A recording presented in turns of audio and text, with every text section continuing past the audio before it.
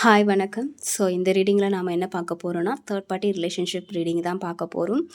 So உங்களுக்கும் உங்கள் பர்சனுக்கும் இடையில் ஏதாவது ஒரு பர்சன் வந்து டிஸ்டர்பன்ஸாக இருப்பாங்க. ஸோ அவங்களுக்கும் உங்கள் பர்சனுக்கும் என்ன மாதிரியான ஒரு சுச்சுவேஷன் போயிட்டுருக்கு, அண்ட் உங்களுக்கும் உங்கள் பர்சனுக்கும் என்ன மாதிரியான ஒரு சுச்சுவேஷன் போயிட்டுருக்கு அப்படிங்கிறத இந்த ரீடிங்கில் பார்க்கலாம்.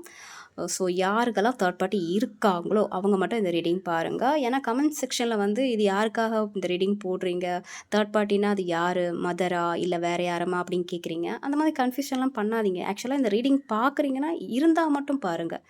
ஸோ இல்லாமல் வந்து பார்த்துக்கிட்டு ஒரு மாதிரி வந்து ஒரு கன்ஃபியூஸ் ஆகி ஓகே இருக்குமோ அப்படிங்கிற பட்சத்தில் கமெண்ட்டில் வந்து அந்த தேர்ட் பார்ட்டி யாருன்னு வந்து கேட்குறீங்க. ஸோ அந்த மாதிரிலாம் கன்ஃபியூஸ் ஆகாதீங்க. எஸ் எனக்கு தேர்ட் பார்ட்டி இருக்குது, கன்ஃபார்ம் எனக்கு தெரியும் அப்படிங்கிற பட்சத்தில் இந்த ரீடிங் பாருங்கள். ஓகே. ஸோ அண்ட் யாருக்காச்சும் பர்சனல் ரீடிங் வேணும்னா டிஸ்கிரிப்ஷனில் வந்து நம்பர் போட்டிருக்கேன், எனக்கு வாட்ஸ்அப் பண்ணுங்கள். கால் பண்ணாதீங்க, வாட்ஸ்அப் பண்ணுங்கள். ஓகேவா? ஸோ ரீடிங்கில் போகலாம். ஃபஸ்ட்டு உங்கள் பர்சனுக்கு வந்து உங்கள் மேலே என்ன மாதிரியான ஒரு ஃபீலிங் இருக்குது அப்படிங்கிற மாதிரி பார்க்கும்போது, உங்கள் பர்சன் வந்து கொஞ்சம் அந்த வேலை விஷயத்தில் வந்து மும்முரமாக தான் இருக்காங்க அப்படிங்கிற மாதிரி இருக்குது.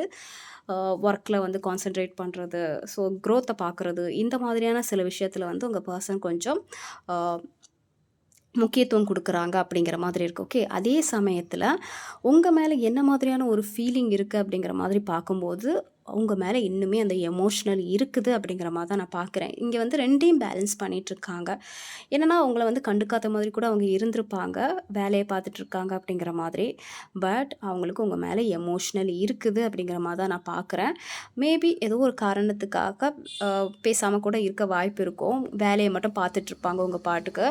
அதுக்கு காரணம் எது வேணாலும் இருக்கலாம். ஓகே. பட் அவங்களுக்கு உங்கள் மேலே இன்னுமே அந்த எமோஷ்னல், அந்த அன்பு இருக்குது அப்படிங்கிற மாதிரி தான் நான் பார்க்குறேன். உங்கள் சைட்லேருந்து பார்க்கும்போது எப்படி இருக்குன்னா, இந்த ரிலேஷன்ஷிப் அவ்வளோந்தானா, முடிஞ்சிடுச்சா, அவங்க நம்ம ட்ரஸ்ட்டை ப்ரோக் பண்ணிட்டாங்களா, இல்லை நம்மளை விட்டுட்டு போயிட்டாங்களா அப்படிங்கிற ஒரு எண்ணத்தில் தான் நீங்கள் இருக்கிறீங்க. அவ்வளோந்தானா, இந்த ரிலேஷன்ஷிப் முடிஞ்சா, ரொம்ப காயப்பட்டிருக்கீங்க, ரொம்ப ஃபீல் பண்ணியிருந்திருப்பீங்க, ரொம்ப கஷ்டப்பட்டுருந்துருப்பீங்க. மேபி என்ன சிச்சுவேஷன் நடந்துட்டுருக்கு அப்படிங்கிறது தெரியாத பட்சத்தில் கூட நீங்கள் இந்த மாதிரி யோசிச்சிருந்துருக்கலாம். ஓகே, நம்மளை வந்து ஹர்ட் பண்ணிட்டாங்களா, அவங்க நம்மளை விட்டு போயிட்டாங்களா, நம்மளை சீட் பண்ணிட்டாங்களா, அவ்வளோந்தானே இந்த ரிலேஷன்ஷிப், அந்த மாதிரியான ஒரு மனநிலையில் தான் நீங்கள் இப்போ இருந்துகிட்ருக்கீங்க. ஏன்னா 2 பேரோட ரிலேஷன்ஷிப் என்ன மாதிரியான ஒரு சிச்சுவேஷன் போயிட்டுருக்குன்னா, ஒரு கிளாரிட்டி இல்லை அப்படிங்கிற மாதிரி தான் நான் பார்க்குறேன். 2 பேருக்கும் கிளாரிட்டியும் இல்லை, ஒரு உறுதியான ஒரு மனநிலையும் எடுக்க முடியாத ஒரு சிச்சுவேஷனில் இருக்கிறீங்க. உறுதியான ஒரு மனநிலை இல்லை, ரொம்ப குழப்பமாக இருக்குது, கன்ஃபியூஷனாக இருக்குது, கிளாரிட்டி இல்லை. 2 பக்கமும் என்ன நடக்குதுன்னே தெரிய மாட்டேங்குது, ஒரே குழப்பமாக தான் இருக்குது. அதே சமயத்தில் வந்து நிறைய ஃபீலிங்ஸும் இருக்குது. கற்பனை உலகத்தில் வாழ்ந்துட்டுருக்கீங்க 2 பேரும். நீங்கள் அவங்கள நினச்சி பார்க்குறதும், அவங்க உங்களை நினச்சி பார்க்குறதும் அப்படிங்கிற மாதிரியான ஒரு கற்பனை உலகத்தில் தான் 2 பேரும் வாழ்ந்துட்டுருக்கீங்க தவிர, நிஜத்தில் 2 பேர் சைட்லேயும் என்ன நடக்குது அப்படிங்கிறது வந்து உங்கள் 2 பேருக்குமே தெரியல. ஒரு கன்ஃபியூஷனாக தான் இருக்குது, நிறைய குழப்பங்களும் இருக்குது. ஒருத்தர் உறுதியாக தான் இருக்காங்களா, இல்லை ஏமாத்துறாங்களா அப்படிங்கிற எல்லா குழப்பமும் இருக்குது அப்படிங்கிற மாதிரி தான் நான் பார்க்குறேன். ஸோ மேக்ஸிமம் வந்து ஒருத்தர் என்ன நடக்குதுன்னு தெரியாத ஒரு சூழ்நிலை தான் இருக்கிறீங்க. அதிகமாக எதுவுமே ஷேர் பண்ணிக்கல, அமைதியாக தான் இருக்கீங்க அப்படிங்கிற மாதிரி இருக்குது. ஸோ உங்கள் பர்சன் வந்து அவங்க சைட்லேருந்து கால் பண்ணுவாங்களா, ஏதாச்சும் அவங்க சைட்லேருந்து நெக்ஸ்ட் ஆக்ஷன், கால் பண்ணுறது, மெசேஜ் எடுக்கிறது, எந்த மாதிரி ஏதாச்சும் வந்து பண்ண வாய்ப்பு இருக்கா அப்படிங்கிற மாதிரி பார்த்தீங்கன்னா, ஸோ இப்போதைக்கு வந்து உங்ககிட்ட பேசுகிறதுக்கு இப்போது ரெடியாக இல்லை. ஓகே, டைம் எடுக்கும் அப்படிங்கிற மாதிரி தான் நான் பார்க்குறேன். சம்திங் வந்து அவங்களுமே அவங்க லைஃப்பில் நிறைய காயங்கள் ஏற்பட்டிருந்திருக்கலாம், அண்ட் இந்த ரிலேஷன்ஷிப்லேயும் அவங்களுக்கு நிறைய காயங்கள் ஏற்பட்டிருந்திருக்கலாம், இல்லை உங்களை காயப்படுத்தியிருக்கலாம். ஓகேவா? ஸோ இப்போதைக்கு அவங்களுக்கு கொஞ்சம் டைம் தேவை. கொஞ்சம் நிறைய விஷயத்துலேருந்து அவங்க கடந்து போகணும்னு நினைக்கிறாங்க. பாஸ்ட்டு பாஸ்ட்டில் நிறைய நடந்திருக்கு, அந்த காயங்கள் அதெல்லாம் கடந்து போகணும்னு நினைக்கிறாங்க. அவங்களுக்கும் ஃபினான்ஷியல் லெவலாக வந்து நிறைய பிரச்சனை இருக்கும், அதெல்லாம் சால்வ் பண்ணணும்னு நினைக்கிறாங்க. எமோஷ்னலி ஓகே, மென்டலி வந்து எல்லாமே கிளியர் ஆகணும்னு நினைக்கிறாங்க. மென்டலி வந்து நிறைய பாதிக்கப்பட்டிருக்காங்க, நிறைய கஷ்டப்பட்டிருக்கு, நிறைய பேக்கேஜஸ் இருக்குது, அதுலேருந்து அவங்களால வெளியே வர முடியல. கடந்த கால நினைவுகள்லேருந்து அவங்களால வெளியே வர முடியல. ஸோ அதெல்லாம் வந்து வெளியே வந்தால் தான் வந்து அவங்க சைட்லேருந்து ஒரு கம்யூனிகேஷன் வர்றதுக்கான வாய்ப்புகள் இருக்கும். ஸோ கொஞ்சம் டிலே ஆகும் அப்படிங்கிற மாதிரி தான் இருக்குது. ஓகேவா? ஸோ உங்கள் பர்சன் வந்து ஸோ உங்கள் பர்சன் வந்து இந்த ரிலேஷன்ஷிப்பை தொடரணும்னு நினைக்கிறாங்களா இல்லையான்னு கேட்கும்போது கொஞ்சம் ஸ்ட்ரெஸ்ஸாக தான் இருக்குது அப்படிங்கிற மாதிரி நான் பார்க்குறேன். ஏன்னா இந்த ரிலேஷன்ஷிப்பை தொடர்றதுனால நிறைய பிரச்சனைகள் ஏற்பட வாய்ப்பு இருக்குது. ஸோ கொஞ்சம் கன்ஃபியூஸாக தான் இருக்காங்க. கன்ஃபியூஸ்னு சொல்ல முடியாது. இந்த ரிலேஷன்ஷிப் வந்து தொடர்ந்தால் நிறைய பிரச்சனைகள் ஏற்படுமே அப்படிங்கிற ஒரு ஸ்ட்ரெஸ்ஸு வந்து அவங்களுக்கு அதிகமாக இருக்குது.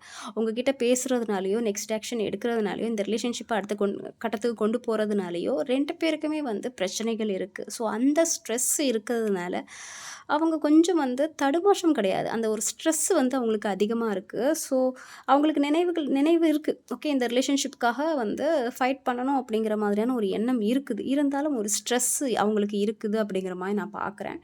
ஸோ உங்கள் பர்சன் வந்து உங்ககிட்ட என்ன எண்ணத்தோட பழகுறாங்க அப்படிங்கிற மாதிரி பார்க்கும்போது இங்கே பெருசாக வந்து எந்த ஒரு எண்ணமும் இல்லை. ஜஸ்ட் வந்து ஒருத்தர் ஒரு ஹீலிங்காக தான் வந்து பழகுறீங்க அப்படிங்கிற மாதிரி இருக்குது. ஒருத்தர் ஆறுதலுக்காக, ஓகே, அதுக்காக தான் பழகுறீங்க அப்படிங்கிற மாதிரியான ஒரு விஷயம். பெருசாக அவங்க சைட்லேருந்து ஏதாவது ஒரு ஓகே பணத்துக்காக பழகுறாங்களா இல்லை வேறு எதுக்காச்சும் பழகுறாங்களா அப்படிங்கிற ஒரு விஷயம்லாம் இங்கே தென்படலை.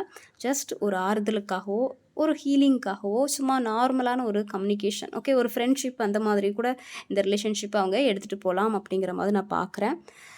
ஸோ இந்த ரிலேஷன்ஷிப்காக நீங்கள் வெயிட் பண்ணலாமா வேணாமான்னு கேட்டிங்கன்னா, எஸ், வெயிட் பண்ணலாம் அப்படிங்கிற ஒரு மெசேஜ் தான் இங்கே வந்திருக்கு. கொஞ்சம் டைம் வெயிட் பண்ணுங்க அப்படிங்கிற மாதிரி இருக்குது. ஸோ வெயிட் பண்ணால் ஃப்யூச்சரில் எல்லா சிச்சுவேஷனும் மாறுமா அப்படிங்க கேட்டிங்கன்னா ரொம்ப டிலே ஆகும். ஓகே, இந்த ரிலேஷன்ஷிப் வந்து மாறுறதுக்கு நிறைய டைம் எடுக்கும். ஏன்னா ஃப்யூச்சர்லுமே வந்து என்னென்னா சிச்சுவேஷன் எப்படி இருக்கும்னு பார்க்கும்போது சில விஷயங்கள் மனக்காயத்தை ஏற்படுத்த தான் செய்யும். ரொம்ப மிஸ்ஸிங் எனர்ஜி இருக்கும். 2 பேரும் நோ கான்டாக்டில் கூட இருக்க வாய்ப்பு இருக்குது. விலகி இருக்கிறதுக்கான வாய்ப்புகள் இருக்குது. ஸோ கொஞ்சம் அந்த சூழ்நிலை வந்து கஷ்டமாக தான் போகும். ஒரு சில இந்த செப்ரேஷனில் இருக்கிறதுக்கான வாய்ப்புகளை கூட ஃப்யூச்சர்லேயும் வந்து கண்டினியூ ஆகும் அப்படிங்கிற மாதிரி தான் நான் பார்க்குறேன். ஸோ வெயிட் பண்ணலாம். பட் அதையே நினச்சிட்டு இருக்கக்கூடாது. உங்களோட செல்ஃப் க்ரோத்தையும் வந்து பாருங்கள் அப்படிங்கிற மாதிரி. இங்கே மெயினாக வந்து வெயிட் பண்ணுங்கள். பட் உங்கள் செல்ஃப் க்ரோத்தை வந்து ஃபஸ்ட்டு ஃபோக்கஸ் பண்ணுங்கள் அப்படிங்கிற மாதிரியான ஒரு மெசேஜ் தான் இங்கே வந்திருக்கு அப்படிங்கிற மாதிரி நான் பார்க்குறேன். அண்ட் நீங்கள் வந்து உங்கள் பர்சன்கிட்ட எதுக்காக பழகுறீங்க அப்படிங்கிற மாதிரி பார்க்கும்போது ஒரு ஜட்ஜ்மெண்ட்டுக்காக பழகுறீங்க. ஓகே, எப்படா இந்த ரிலேஷன்ஷிப்பில் ஒரு முடிவு கிடைக்கும், எனக்கான ஒரு நியாயம் எப்போ கிடைக்கும், நான் ரொம்ப வருஷமாக வந்து இல்லை ரொம்ப டைமாக ரொம்ப நாளாக வந்து இந்த ரிலேஷன்ஷிப்பில் கஷ்டப்பட்டுட்டேன், எனக்கு எப்போ ஒரு விடிவு காலம் கிடைக்கும், எனக்கான ஒரு நியாயம் எப்போ கிடைக்கும் அப்படிங்கிறதுக்காக தான் நீங்கள் இப்போ உங்கள் பர்சன்கிட்ட பழகுறீங்க. அண்ட் உங்களுக்கு ஒரு ஃபேமிலியை ரன் பண்ணணும் அப்படிங்கிற மாதிரியான ஒரு எண்ணம் இருக்குது. ஸோ நிறைய மல்டிபிள் விஷயம் இருக்குது. உங்களுக்கு ஹாப்பியாக இருக்கணும் உங்கள் பர்சன் கூட. அதே சமயத்தில் உங்களுக்கான நியாயமும் கிடைக்கணும். நீங்கள் பட்ட கஷ்டத்துலேருந்து வெளியே வரணும். ஓகே, அந்த நியாயம் வந்து நீங்கள் பட்ட கஷ்டத்துலேருந்து வெளியே வர்ற மாதிரி இருக்கணும். ஓகேவா? ஸோ டோட்டலாக அந்த ஒரு அவேக்னிங் தான். எப்போ என் லைஃப் வந்து மறுபடியும் மாறும், ஒரு புது லைஃப் கிடைக்கும் அப்படிங்கிற ஒரு எண்ணத்துக்காக தான் நீங்கள் உங்கள் பர்சன்கிட்ட பழகுறீங்க அப்படிங்கிற மாதிரி நான் பார்க்குறேன். ஸோ பார்க்கலாம் வேறு ஏதாவது நியூஸ் இருக்கா அப்படின்ட்டு. உங்களுக்கான கைடன்ஸ் என்னன்னு பார்க்கலாம்.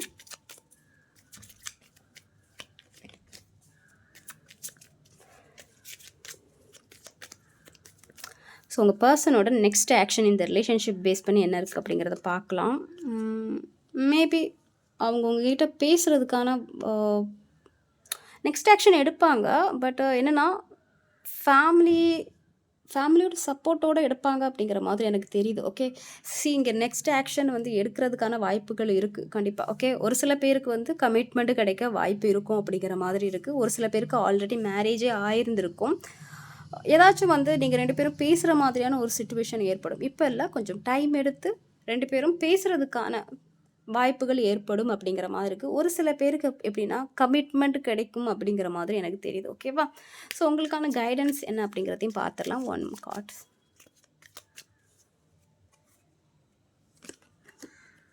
ஸோ கொஞ்சம் நீங்கள் பொறுமையாக தான் இருக்கணும். நிறைய பிளான் போடணும். ஓகேவா? உங்களுக்கான கைடன்ஸ் நிறைய நீங்கள் பிளான் போடணும், பொறுமையாக இருக்கணும். அண்டு நிறைய வந்து இப்போது உங்களோட செல்ஃப் க்ரோத்தை வந்து ஃபோக்கஸ் பண்ணணும் அப்படிங்கிற மாதிரி இருக்குது. ஓகே, நீங்கள் இப்போதைக்கு பொறுமையாக தான் இருக்கணும். நிறைய வந்து விஷயங்கள் பிளான் பண்ணணும். இந்த சிச்சுவேஷன் வந்து சரியாகிறதுக்கு வந்து நிறைய க்ரோத் போடணும், பிளான் பண்ணணும் அண்ட் உங்களோட லைஃப் ஸ்டைலை நீங்கள் மாற்றணும். நீங்கள் வந்து ஒரு நல்ல ஸ்டேஜுக்கு வரணும் அப்படிங்கிற மாதிரியான ஒரு கைடன்ஸ் தான் இங்கே வந்திருக்கு. ஓகே.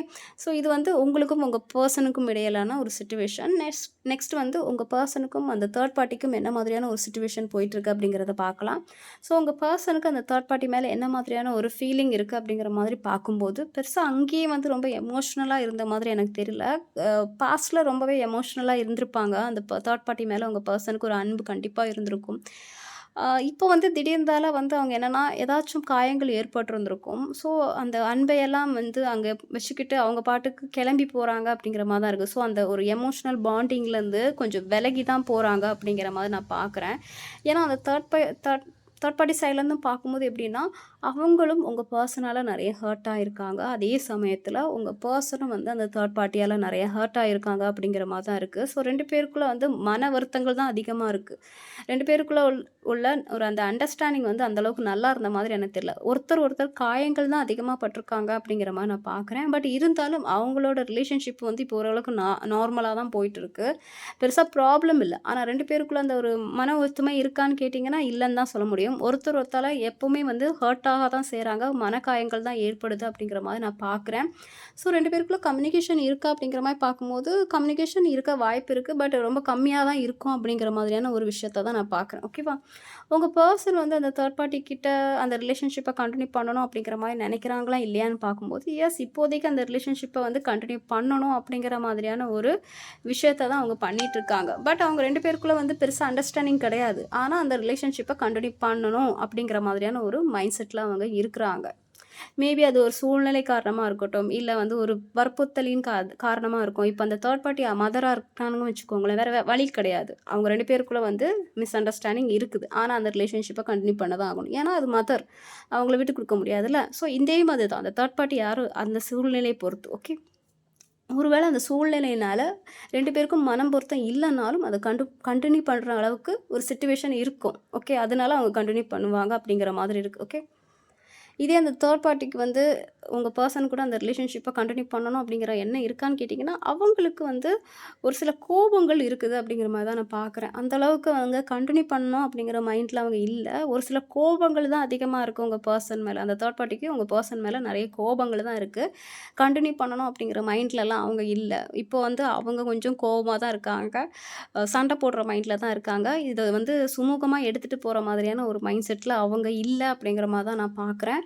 ஸோ உங்கள் பர்சன் அந்த தேர்ட் பார்ட்டிக்கிட்ட எதுக்காக பழகுறாங்கன்னு பார்க்கும்போது ஒரு நியூ ஸ்டார்ட் தான். இவ்வளோ நாள் வந்து அந்த ரிலேஷன்ஷிப் வந்து சரியில்லாமல் இருந்திருக்கும். இனிமேயாச்சும் அந்த ரிலேஷன்ஷிப் வந்து சரியாக இருக்கட்டும் அப்படிங்கிற பட்சத்தில் உங்கள் பர்சன் அந்த தேர்ட் பார்ட்டிக்கிட்ட இப்போ ஓரளவுக்கு சுமூகமாக பழகுறதுக்கான வாய்ப்புகள் இருக்கும். ஏன்னா எல்லா பிரச்சனையும் முடிஞ்சு பழைய மாதிரி வேணாம், இப்போதைக்கு ஓரளவுக்கு ஒரு சுமூகமாக எடுத்துகிட்டு போவோம் அப்படிங்கிற பட்சத்தில் தான் அந்த தேர்ட் பார்ட்டிக்கிட்ட உங்கள் பர்சன் பழகுறாங்க. ஃபினான்ஷியல் லெவலாக கூட ஒரு நீடுக்காக கூட அந்த தேர்ட் பார்ட்டிக்கிட்ட பழகுறதுக்கான வாய்ப்புகள் வந்து அதிகமாக இருக்கும். இதே அந்த தேர்ட் பார்ட்டி உங்கள் பர்சன்கிட்ட எதுக்காக பழகுறாங்க அப்படிங்கிற மாதிரி பார்க்கும்போது அவங்க ஒரு அன்புனால தான் பழகுறாங்க. ஒரு எமோஷ்னல் இருக்குது உங்கள் பர்சன் மேலே, ஒரு அன்பு இருக்குது. அந்த காரணத்துக்காக தான் பழகுறாங்க அப்படிங்கிற மாதிரி இருக்குது. கரண்ட் சிச்சுவேஷன் ஒரு கோபங்கள் இருந்தாலும் அந்த பர்சனுக்கு வந்து உங்கள் பர்சன் மேலே, அந்த தேர்ட் பார்ட்டிக்கு உங்கள் பர்சன் மேலே ஒரு அன்பு கண்டிப்பாக இருக்குது அப்படிங்கிற மாதிரி தான் நான் பார்க்குறேன். சிச்சுவேஷன் இப்போ என்ன மாதிரியே இருந்துட்டு போட்டு, பட் அந்த அன்பு வந்து கண்டிப்பாக இருக்குது. ஓகேவா?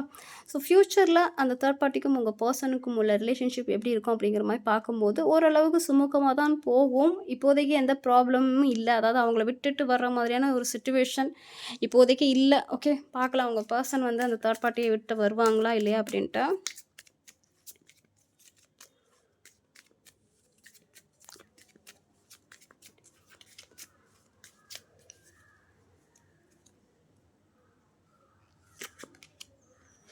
ஸோ விட்டுட்டு இப்போதைக்கு வரமாட்டாங்க. ஓகேவா? அந்த தேர்ட் பார்ட்டியை விட்டுட்டு வருவாங்களான்னு கேட்டிங்கன்னா, அந்த அளவுக்கு ஆக்ஷன் எடுக்கிற மாதிரிலாம் எனக்கு தெரியல. கொஞ்சம் டைமுக்கு வந்து அந்த ரிலேஷன்ஷிப் நல்லா தான் போகும்.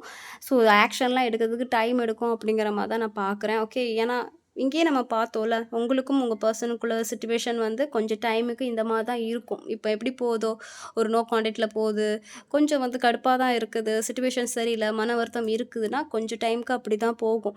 ஏன்னா, அவங்க சைட்லேருந்து அவங்க ஆக்ஷன் எடுத்து விலகி வந்தா தானே இந்த சிச்சுவேஷன் வந்து சரியாகும். ஓகே.